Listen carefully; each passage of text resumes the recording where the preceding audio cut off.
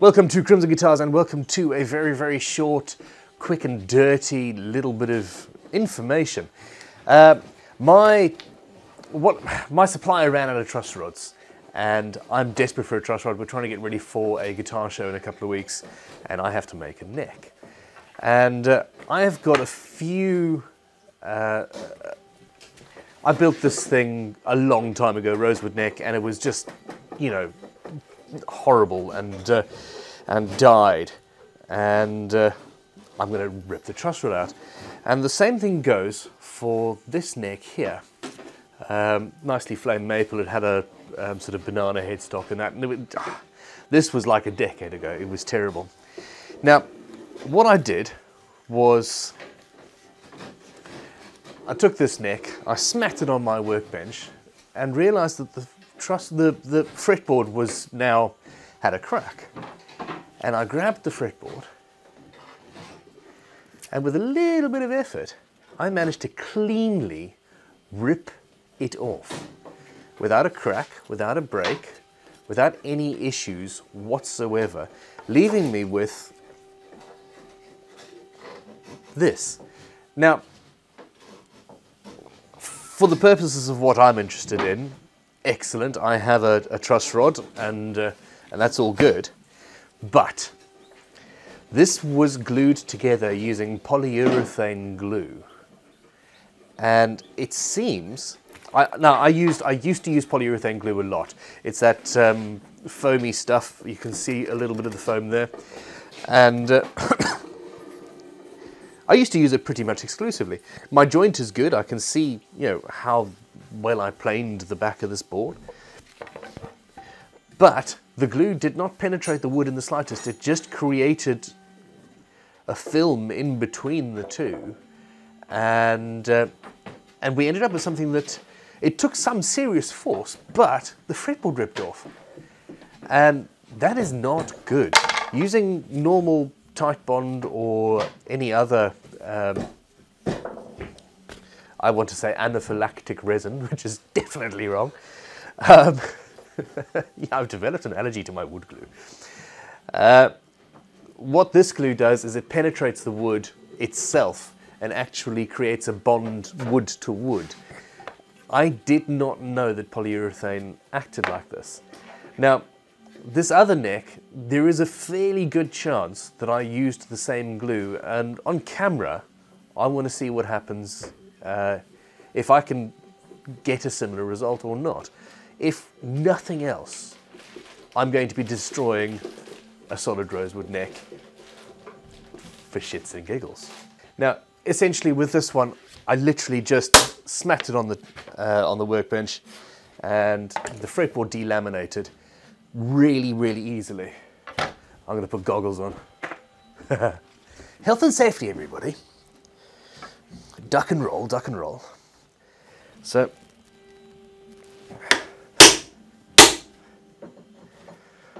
now this is going to be, no, the headstock's breaking. So in this case, I just broke the headstock off. I want to see. Now, I've done videos before talking about how easy it is, no, about how wonderful the polyurethane is. Because it really is what I used totally exclusively.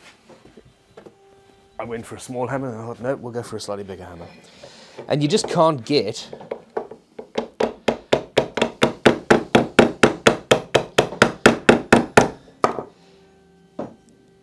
yeah, I basically am quoted as saying, once you've used polyurethane, you will not be able to get the fretboard off. And I'm not entirely sure if that's the case anymore. So this is basically a retraction video.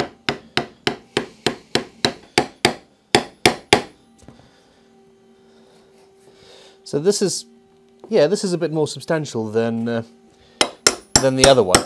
So it might just have been the shoddiness of my joint. No, no. My goodness.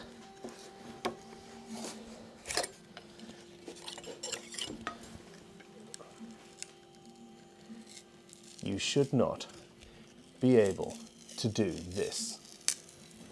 at all with any wood glue, period. Interesting though, you can see I use masking tape over my joints to stop any glue getting in to destroy the truss rod.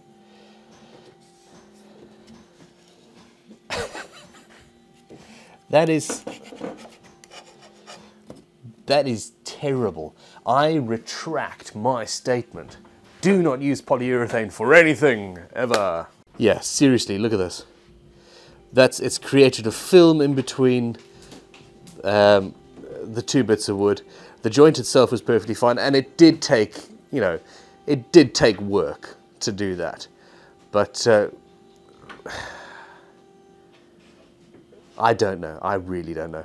If I've built you a guitar using polyurethane glue, it will not just fall apart. It's... Okay, yeah, don't send me your guitars back saying, this is faulty, I need you to replace it. It's not going to fall apart. It took more pressure than it took to actually snap this headstock off to delaminate the fretboard. The amazing thing is that this fretboard came off with so little effort and work and so cleanly. I can't believe that.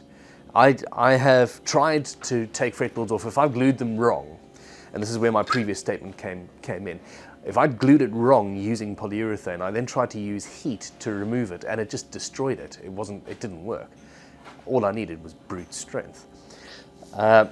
Whereas a white glue, a normal wood glue, penetrates the grain and actually pulls the wood together and works in a different way. So polyurethane is great because it dries really quickly. You've got something within an hour that is basically usable. However, I am now questioning its longevity, and also actually, with regards to guitars, the tone. If there's a film of glue in between, and it's a proper film, if there's a film of glue between the wood and the other wood, yeah, that's got to affect the sound somewhat, and also possibly even the tuning stability. Crikey. Polyurethane, it's Satan, it's the devil. Not good. Look, thank you very, very much for watching. I apologize for this extreme close-up. I wanted you to see my face.